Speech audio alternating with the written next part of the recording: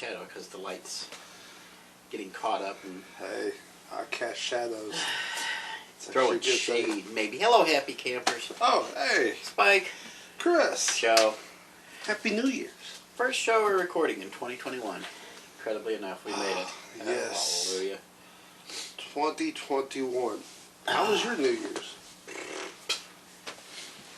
I worked in retail, so my New Year sucked donkey butt. Anyway. You make any New Year's resolutions? Try to be happy more. I stopped making New Year's resolutions several years back because it's against my religion. Although I do resolve to get into the shop a little more. There we go. Way over there. Yeah. Yeah. I got to admit though, I'm not afraid to say it, but I did tear up. Just once. Just once. A little stream just came down, like maybe a couple of minutes after the ball dropped. I was just like, oh Lord, the ball dropped. Did you see New Year's Rockin' Eve? Did you see New Year's Rockin' Eve on ABC? Did you see it? It was ABC's Dick Clark's New Year's Rockin' Eve. I've never seen so many possessives in all my life. I'm going to be honest, okay? It was on TV, but I did not watch it. The only reason why is because I have no idea who these musicians are and their music. So I don't watch it. But anyway, no, the big thing out of that one, we're going to talk about this probably on a different video because I want to discuss something about 2021 coming up here very, very shortly. Hopefully I get this video out here shortly. About New York City Mayor Bill de Blasio. We'll talk about that on another video. Ooh. So, you tell me, apparently you don't have a whole lot to talk about this week. It's been a slow week with the holidays and stuff as far as the news is going. We're going to do our news-ish episode first.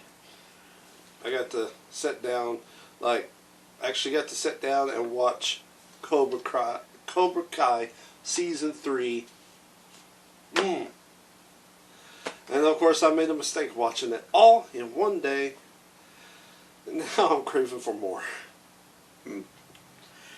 I notice a lot of people vouch about the streaming services. Some do it 1 week at a time. They release an episode every week. Like Disney does that, Hulu does that, HBO Max does that. But Netflix just drops everything at once. Which is weird because Netflix also develops shows from other countries, and they don't do that. I've noticed because it will sit there and say new episode be coming up like next Sunday or something like that, but only with foreign TV shows. But other stuff, it's like everything in one day. So I don't know. It's weird. So apparently you've fallen into the camp of one episode a week. Well, I would like it that way because you never know when they're going to bring out a new season. And sometimes those seasons you have to wait for a whole year. And it's like, it kills me. It's like Lost in Space. I love Lost in Space on Netflix. But it's like so far it's been a year and a half now. And I know that they're working on season 3, but it's like I really want to know what happens, and then I'll have to go back and follow up on that so I can remember everything. So, same thing with Stranger Things. I think older people are used to... I think you're about the cutoff. Older people tend to prefer the weekly installments because that's the way we're used to seeing things. But a few young'uns, you whippersnappers out there probably... Well, you've never been patient, so you want all your stuff at once. And that's what you get. You waited all this time for Season 3 of Cobra Kai, and boom, it's done. I know, but it's so addicting because it's like you know that you can stop and watch something else and then come back later. And it's like, but... So. Still haven't seen a single episode of that. Oh, is I haven't so seen 2 well minutes. done. Because I hated Karate Kid, which is like this a is the thing. spin-off from. Here's the thing. I am not a fan of Karate Kid. I mean, I like the movies, but I don't like them, if that makes any sense. I don't mind watching them if there's nothing else on and it's on TV. I'll sit there and watch it. But I'm not a big fan. But with this show, it actually makes me... I'm more of a fan of the show than what I am the movies. Because it's like, oh, remember those bullies in the movies? They're not actually that bad. And it turns out the good guy was the bully the entire time. And that's the way it was told at first in like season 1. And then in season 2, it's like, oh, they all got adult problems too with their kids. And their kids are now caught up in their own feuds with the feuds of their parents and on and on. But it's so, I don't know. You just gotta watch. It's great. It is great. I love it. Still don't care. Anyway. It's hard to get him to care about anything. The last thing I watched was Soul. We need to do a review of that. I will not do a review of Wonder Woman 84. I just ain't in the mood for it. I ain't in the mood for it. I liked Wonder Woman. I liked the first Wonder Woman, but not enough to go actually see the sequel, even though it's on HBO Max. So do you want me to do a review? We'll let you do a review later on. Right now, this is the news-ish episode and the food and teeth episode, apparently. What have you got in the... What else you got in your news stuff? Okay, so... The news feed, what you got? The news has been pretty slow. It's been slow. I wrote down some things that, it's kind of newsworthy. I mean, well, this one is actually newsworthy. Larry King is hospitalized with COVID. He is now being treated right now. Apparently he went in, and honestly, it's right now. He is actually 87 years old. I actually thought he was older. It seems like he's been around for a very long time. He looks like an old redwood, but yeah, he's 87, and apparently he's like stuck in the hospital, not being treated at home or nothing. He's actually in the hospital. So at 87, yeah, the coof tends to hit you harder the older you are. So at 50, or 49 anyway, I'm borderline on watching out for that, apparently. So I mean, it's to that point where you're like, you kind of have that feeling that you know what's going to happen for the worst. But we hope for the best, yeah. So there's that. Yeah. Apparently, I didn't know this was a thing, but apparently 2020 did have some type of positivity. Okay, so apparently there was more female directors in 2020 that was successful than ever in Hollywood. Yeah, it was a record-breaking. I don't know who actually sat there and discovered this stuff. Considering almost nothing got released last year, that ain't saying a whole lot. Well, some of these movies I've never even heard of, and one hasn't even came out yet. And they put this on the list. You got a list? Yes, it's a very small list. Give me a very small list of women directors. There's like, what, 4, 5? Oh, Wonder Woman 84, obviously. That's Patty Jenkins. Yes, Patty Jenkins is on the list. Squadron for Disney Plus next. Yes, and I believe they're already greenlit for a third Wonder Woman, too. Yes, she will be doing a third Wonder Woman. So, yeah, there's her. Kathy Yon, Birds of Prey. Have heard of that one. It was GameSpot's movie of the year, by the way. So, Really? Birds of Prey. Mm-hmm. Oh, well. Tells you how much creds GameSpot has. Chloe Zoas for The Internals. Never heard of that one. And then Kathy Shortland for Black Widow, which has not even came out yet, but they're going to take all the list. They can take every bit of credit they can. It was supposed to come out in 2020. Yeah. And then it was got pushed back and was supposed to come out in 2020. And then it got pushed back and was supposed to come out in 2020. And now it's going to come out in 2021. Honest and for true. And then there's Zohaya for No Man Land. And that's it. So apparently those are the female directors in the movies that they have directed for 2020. And apparently that's a record-breaking moment in Hollywood history. I don't know. Look, here's the thing. It gets to me like I'm a movie nut. So anything that deals with movies, I'm totally on board. Yeah. I will sit there and watch these awards. And I know a lot of people, what? But I will sit there and watch the Academy Awards and the, this, You're the that, one, and you all that. jerk. I am the one. I am the one. Especially if it's something that I'm totally in for. But it kills me that every time I turn around, there's a woman up there that will sit there and say, it's about time we get a strong female lead or a female director and stuff like that. And it's like, okay, we've had a bunch of female leads. I don't know why this, again, I know, number one rule, or is it the number one rule, or is it the... Which rule are you fighting now?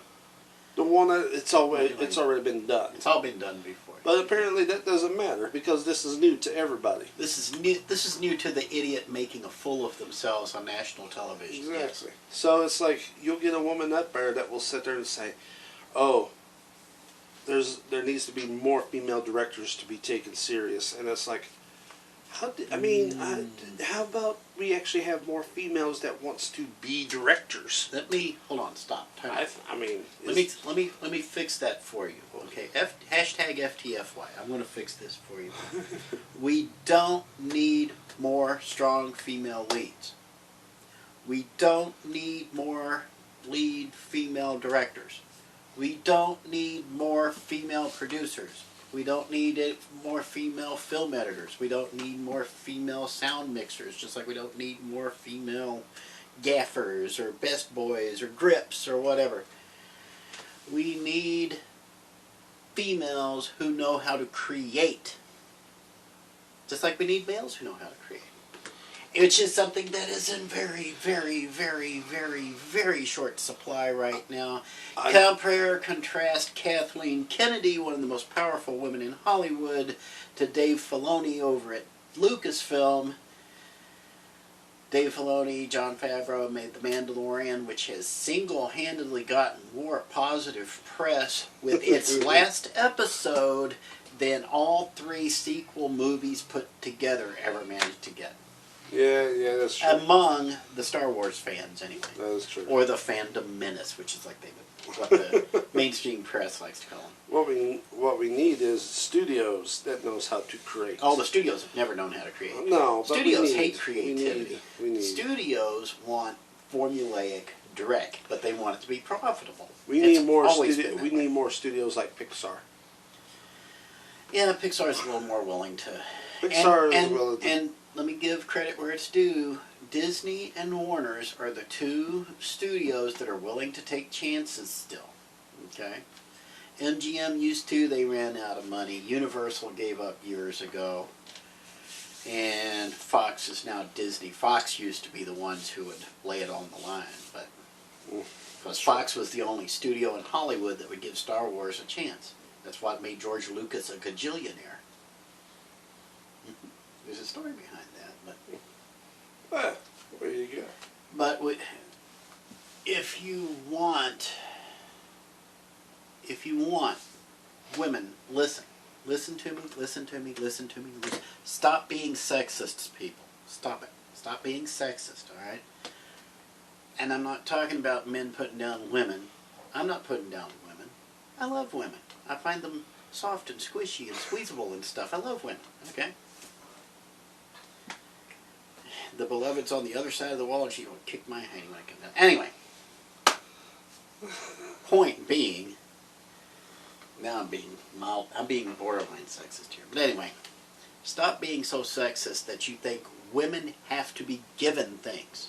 Okay, we have gotten to the point now in this country where women had that glass ceiling that kept them down for so long. Okay.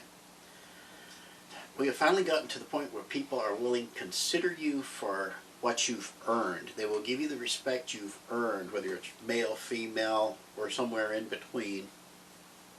If you have shown talent, if you have shown creativity, if you have the tenacity to succeed, you have a chance. You will not necessarily succeed, but you at least have more of a chance than you did 30 years ago, 40 years ago, 50 years ago.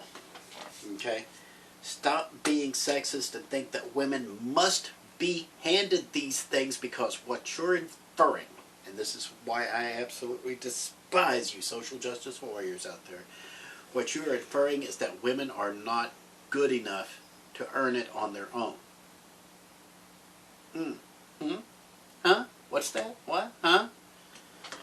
Kathleen Kennedy is a name right now because she earned her way into Steven Spielberg's unit. She got, for some reason, Lucas gave her an obscene amount of money to come over to Lucasfilm because of the Disney stuff. And under Spielberg, she did spectacularly. Go look at anything back in the 80s and 90s and 2000s, for that matter, that had Steven Spielberg's name on it. Who was the executive producer for Spielberg's Amblin Entertainment? It was Kathleen Kennedy. And I learned that years ago before she got her hands on Star Wars, and everybody keeps talking about her. Yeah. Back in the day, I knew who she was because on Indiana Jones movies, any Steven Spielberg movie, her name was right there up front. All those WB cartoons, remember, from the 80s and 90s, like Tiny Toon Adventures and Animaniacs and Freakazoid and Pinky and the Brain and all that other stuff, that's Kathleen Kennedy who enabled that stuff. That happened under her watch. Maybe she didn't greenlight these things, but it all had Steven Spielberg's name on it. She was the one who made sure they got done. Spielberg was the one who picked, let's do this. Kathleen Kennedy got it there.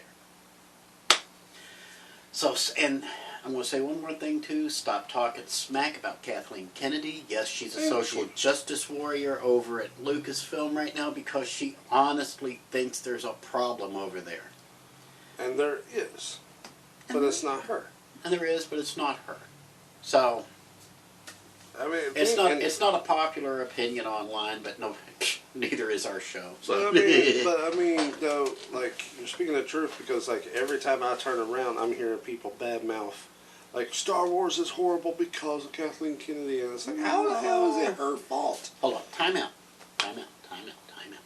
Let's go back. Here's the problem. My memory is not as good as it used to be when it comes to important things, but when it comes to stupid entertainment-related trivia, I'm pretty decent at it. Star Wars does not suck because of Kathleen Kennedy. Star Wars sucked long before Kathleen Kennedy showed up. Star Wars started sucking back in the second half of The Empire Strikes Back. Oh, yes, he went there. Go ahead. From the point, because they went through two writers on Empire Strikes Back. There was the guy who helped George Lucas write the first film, helped him write the first half of Empire Strikes Back. He got sick and tired of dealing with George Lucas, so he walked off. And no, I can't think of his name right now. Some of you Star Wars fans know who it is. He got another writer, and the second half started stinking. The only thing that redeemed the second half of The Empire Strikes Back was, spoiler alert, Darth Vader saying that Luke Skywalker was his son and slicing off his hand, and he falls off that Lando Calrissian's casino in the sky and lands on the Millennium Falcon or whatever. Return of the Jedi was a vomitorium from first frame to last frame. Okay? The three prequels sucked, blew, and stank on ice. Okay? Yes. Those are the three prequels. The sequels were even worse. Now the sequels, we actually reviewed the sequels when they first came out, and they weren't so bad. We didn't think they were so bad or anything, but we're not Star Wars fanatics. I mean, like, Rogue One was actually decent. Never saw Rogue One. Good. It was actually really good. Because the reason I didn't see Rogue One is because I was so disgusted with the prequels and the sequels, and George Lucas's little meddling. You know what the biggest problem Star Wars has ever had? You want to know why Star Wars sucks today? You ready for it? George Lucas. George Lucas had a great idea and promptly ran it into the toilet tank every chance he got. Yes. And Christmas special. And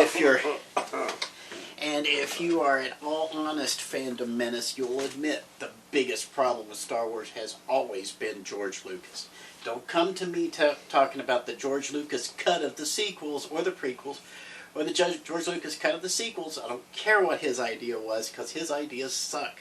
He came up with some decent characters, a decent idea, set up the tent poles, and let other people weave the canvas that went around the tent poles. They built the tent, okay? George Lucas is the reason Star Wars sucks. Now, for that matter, Steven Spielberg is the... Well, actually, no, I take that back. I'm not gonna blame Steven Spielberg. Steven Spielberg is the reason 1941 sucked. You want to know why all the later Indiana Jones movies sucked? George Lucas. Don't let George Lucas near your IP. Get him to create something, yes. Let him take the lion's share of the royalties off the first few years. That works great. I mean, as a filmmaker, he's a great businessman. It's like, you know. Now, George Lucas, hold on. I'm going to say this. If I would hire George Lucas to run my major movie studio, but I wouldn't put him in charge of making a movie. I mean, creators though. The creators they create stuff and it's really great. But when they try to direct stuff, that's when, like, who was George Lucas is a great producer. You're Stephen absolutely King right. did the same thing. Mm-hmm. Like, he's good at writing, but when he tried to direct, you see that a lot, especially these days. It's the reason I don't watch pro wrestling anymore. Remember when we started doing these videos and stuff like a year and a half ago, back in 2019? I was still a wrestling fan at the time, and I've given up on it. I gave up on it months ago because you have two major promotions, wrestling promotions in the United States. Now I'll get off wrestling in a minute. Hold on. You got WWE, which is Vince McMahon's unit, which used to be called the WWF. And then you've got AEW, which is the startup unit that is competing with it. The idea with AEW is that it's all about the talent, the wrestlers in the ring, their creativity, compared to Vince McMahon's dictatorial vision over in the WWE. All of Hollywood goes through this, especially right now. You cannot let... The important part of being a producer is knowing when to let your talent go, let your creators create, let them do what they want, let them have their vision and work toward it, but you need to know when they're being stupid. A great producer knows when his director, his writers, his stars are being stupid and reins them in and says, no, you shall not. The problem with wrestling right now is you got two extremes, okay? You got Vince McMahon's dictates right here, and on the other side you've got complete freedom on the other side, and they both suck because they're both doing the same clown show, they're both doing the same dumpster fire, because there's no... On this side, Vince McMahon's taking way too much control. On this side, there's not nearly enough control. Somebody's got to tell these guys when they're being stupid. So, stop. But anyway... And that's the thing Kathleen Kennedy is good at. She's good at running a studio. She needs to stay the hell out of creative. Steven Spielberg will tell you true. Of course, Steven Spielberg also let her go. So, she left. He didn't fire her. She left, I believe. But I think it was more like, you know... Moving on, yeah. She was was moving up. Yeah, he was like, you know, I understand because, I mean, you've done great for yourself so far. Mm-hmm. If you want to do other stuff, go for it. And so, that's what Disney did. Disney, I think, is another problem. Disney is a corporation, but that's a whole other thing. Yeah. Oh, Anyway. well, anyways. Do you actually have any other news things? I got one more, and it's, again, it's small. Mm-hmm. So, over the holiday weekend, well, it's still the holiday weekend pretty much, but apparently box office Wonder Woman hit it pretty big. Don't have the, even though it was also on HBO Max, it did pretty well in the theaters, but the most viewed movie over the holiday weekend was not in theaters. You know, I'm pretty sure it would have done great in theaters, but Soul was the most viewed movie over the holiday weekend. Yeah, we'll do a review of that in another video. So anyway, That's it. that's it. Okay. Well, what we'll do is we're going to go ahead and we're going to wrap this episode up. So we're trying to get shorter episodes again. And then, It's in the trash. I let him throw his own stuff away because he sat there and whimpered and cried like a whipped puppy last week when I threw away his list of movies. I wasn't done. Well, now you are. Until next time, I'm Spike, I'm Chris. and this was the show. We'll see you down the road here, wherever we see you. Time.